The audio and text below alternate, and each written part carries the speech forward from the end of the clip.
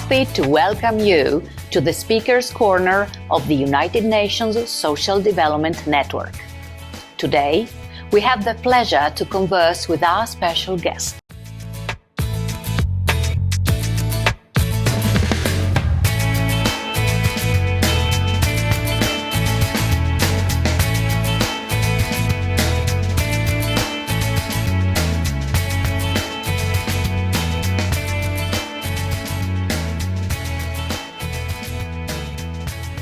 The special theme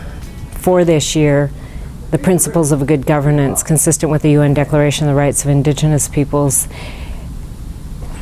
for the most part transcended a lot of the discussion concerning the rights of Indigenous peoples, and the panel presentations on that particular topic drew commentary from the participants, ranging from examples of bad governance to some very useful examples of good governance within the Indigenous context. And so that was, I think, an important theme. And really the intent of the theme was to look at ways in which,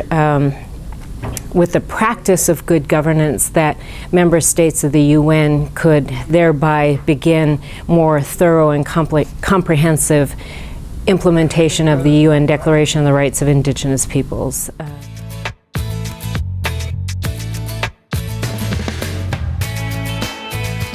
There are a wide range of principles of good governance, and when we talk about principles of good governance, we're talking about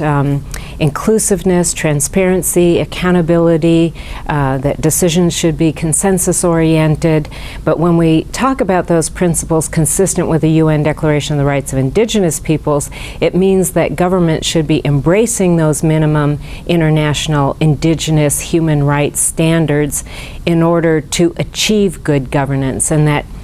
to talk about the principles is one thing, but the practice of good governance is another. And so if you think about, for example, consensus-oriented in relation to Indigenous peoples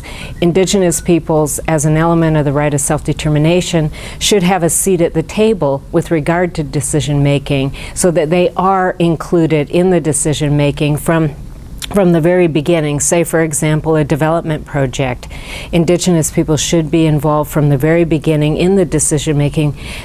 of that development project, which may impact their lives or their lands, territories, and resources, and that through inclusiveness, which is a principle of good governance,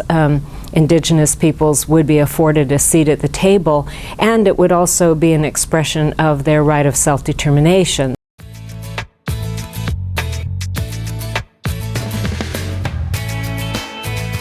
The UN as an intergovernmental institution, and so the UN system itself, I think they've gone a great way toward embracing Indigenous peoples and creating the UN Permanent Forum on Indigenous Issues as an institution within the United Nations system. But also we have the examples of the expert mechanism on the rights of Indigenous peoples associated with the Human Rights Council, also the special rapporteur's position, the UN Voluntary Fund for Indigenous People. So those are some of the concrete strides that have been made. But I think for the UN system overall, and when I use the term UN system, I mean the UN agencies in particular,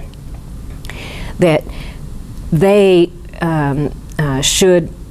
invigorate methods and programs and projects consistent with the UN Declaration of the Rights of Indigenous Peoples to assist Indigenous peoples in realizing the rights contained in that declaration and the real opportunity for them to exercise and enjoy those rights. So the whole human rights pillar of the United Nations can in fact be responsive to Indigenous peoples in the promotion and the protection of their individual and collective rights. So I think there are a wide range of things that the UN can and should be doing in response to Indigenous peoples.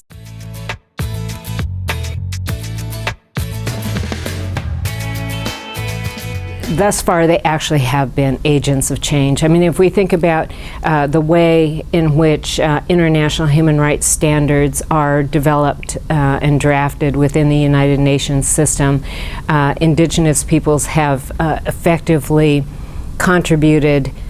to not only their benefit, but to the benefit of all of humankind, this entire realm of collective rights and group rights. Now, of course, Indigenous peoples have done so consistent with their own cultural context, but I truly believe that they have been agents of change in the way that human rights are addressed within the UN system. I think that also when it comes to matters of traditional economies,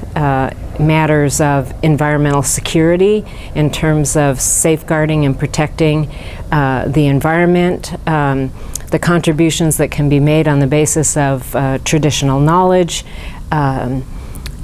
think there are many, many different areas in which Indigenous peoples can make a substantive contribution to our understanding of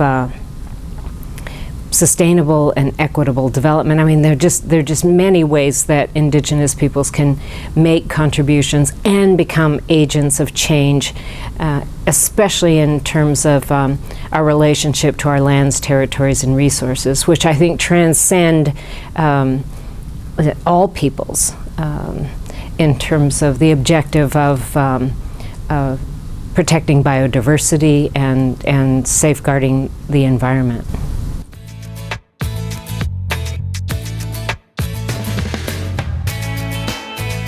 On the issue of the high-level plenary meeting to be known as the World Conference, I think that what I hope to be achieved is, well, first of all, getting over this threshold matter of the equal participation of Indigenous peoples as rights holders, as stakeholders, and having a seat at the table. That's crucial in terms of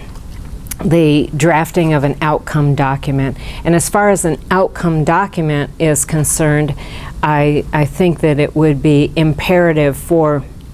the rights contained in the UN Declaration on the Rights of Indigenous Peoples to be amplified within that outcome document, and that states take on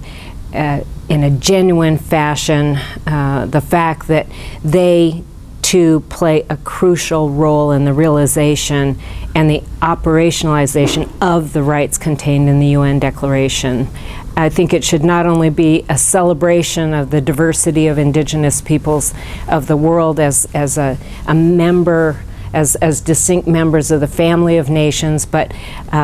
again, more importantly, that they are afforded an opportunity to exercise and enjoy their basic human rights. It was a pleasure having you here. Till next time.